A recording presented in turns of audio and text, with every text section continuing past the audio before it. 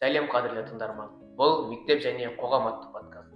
Бүгін біз еліміздің президенті Қасым-Жомарт Кемелұлы Тоқаевтың биылғы халыққа жолдауындағы білім беру және тәрбие беру саласына арналған негізгі бағыттар туралы сөйлесеміз.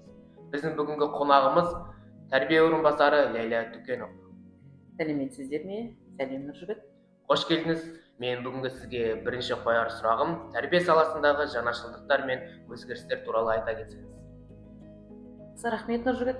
Енді біздің осы 2022-2023 оқу жылдары біртұтас тәрбие бағдарламасы енгізіліп, сонымен жұмыс атқарғанбыз. Одан кейін осы 25 жылдың 26 мамырында оқу ағарту министрінің 123 бұйрығы бойынша адал азамат біртұтас тәрбие бағдарламасы болып өзгертілді. Жалпы біртұтас тәрбие бағдарламасының атауы өзгертілгенмен ішіндегі құндылықтар, жалпы шаралар сол қалпында бағдарлама негізінде қалды. Бұл адал азамат біртұтас тәрбие бағдарламасының негізгі мақсаты осы біздің білім алушылардың бойына патриоттық, отансүйгіштік, қазақи құндылықтарды сіңіру және дәріптеу. Бұл бағдарлама бойынша 9 құндылық іске асып жатыр, 9 аяты, апта дәйек сөздері және 6 әлеуметтік жоба.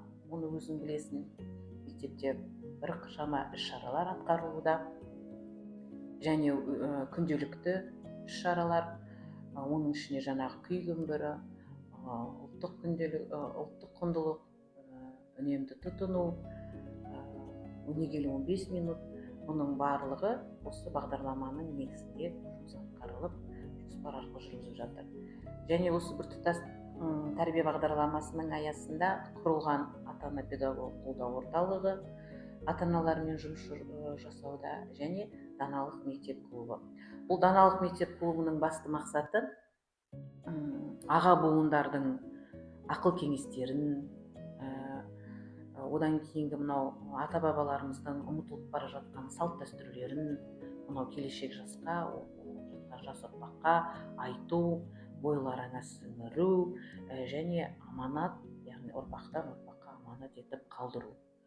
Осы мақсаттарда адал азамат біртұтас тәрбие бағдарламасы іске асып, әртүрлі іс-шаралар арқылы оқушының жан-жақты өсуіне, қазақи құндылықтың бойына сіңіріп өсуіне жағдай жасалуда мектебімізде. Керемет жауап. Президент биылғы жолдауында білім беру жүйесін жаңартудың маңызын ерекше атап өтті.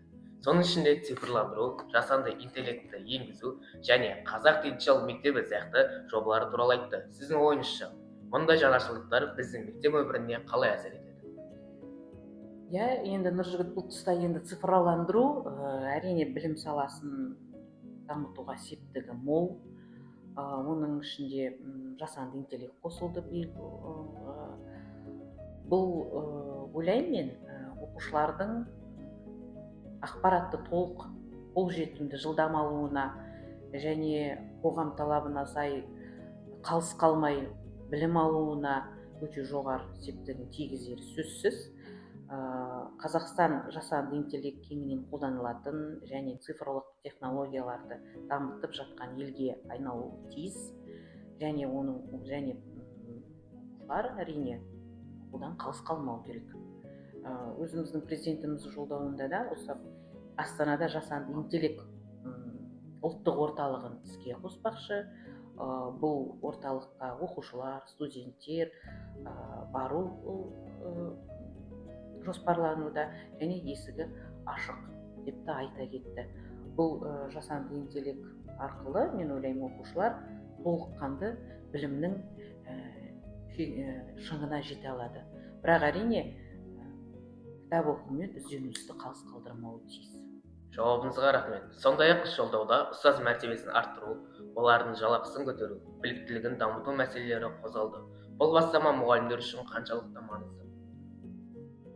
Бұл енді мұғалім бір орында қалмау керек қой. Үздіксіз үнемі шеберлікпен, ізденіспен айналысқан мұғалім ғана дами алады. Өзі даму арқылы оқушыларды дамытады.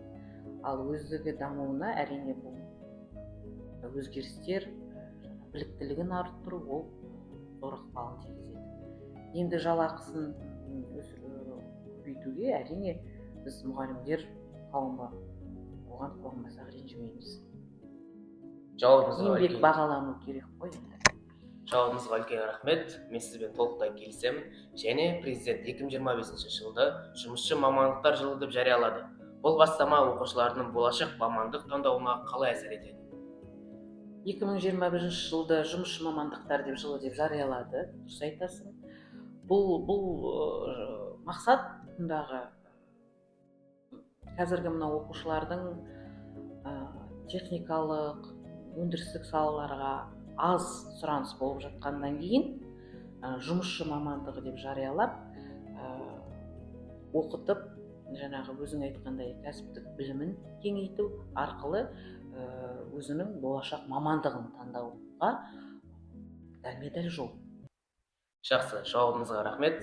Ал енді тағы бір өзекті сұрақ. Білім беру саласы қоғамда қызу талқыланып жатқан тағы бір тақырып. Мектеп формасына қатысты бастама.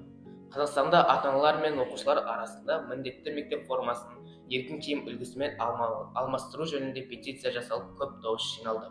Сіздің пікіріңізше, мектеп формасын міндетті түрде сақтау керек пе, әлде оқушыларға еркін, бірақ ұқыпты киім киюге мүмкіндік берген дұрыс па? Енді бұл мектеп формасы бірін қалыпты болу деген 2016 жылғы 14 қаңтарда 26 бұйрықпен шыққан болатын. Бұл Қазақстан бойынша жалпы бұл бұйрыққа әр мектеп оқушылары бағынуы тиіс және мектеп формасы сақталу керек. Бұл бұйрық бойынша біздің мектебіміздің оқушылары, өзің көріп отырсың, білесің, жалпы барлығымыз бір ауыздан бағынып келеміз. Өйткені мектеп формасы бір қалыпты болуы, ол мен ойлаймын оқушының тепе-теңдігін сақтау. Оқушы тепе-теңдікте өмір сүру керек. Ешкім жоғары немесе төмен қалыпта болмау керек. Біз қазіргі таңда тепе-теңдікті өте қатты қарап жатыр, өйткені өзің білесің, кейбір буллинг деген бар өкінішке орай. Сондықтан мектеп формасының бір қағидасын бірдей сақтау мен толыққанды келісемін және осы бұйрыққа бағынамыз. Жауабыңызға тағы да рахмет. Ал енді мен бүгінгі подкастымызды қорытындылап кетсем, білім ұлттың ең қымбат қазынасы. Президент жолдауында айтылғандай, жаңа дәуірдің басты күші білім мен еңбек. Бүгінгі сұхбатта біз еліміздің болашағын айқындайтын бағыттарды талқыладық. Қонағымызға үлкен рахмет. Тыңдағаныңызға рахмет, достар. Бұл білім болашақтың темір қазығы атты подкаст. Білімге құштар болайық, себебі білімді ұлт мықты мемлекет. Рахмет, сау болыңыздар. Сау болыңыз.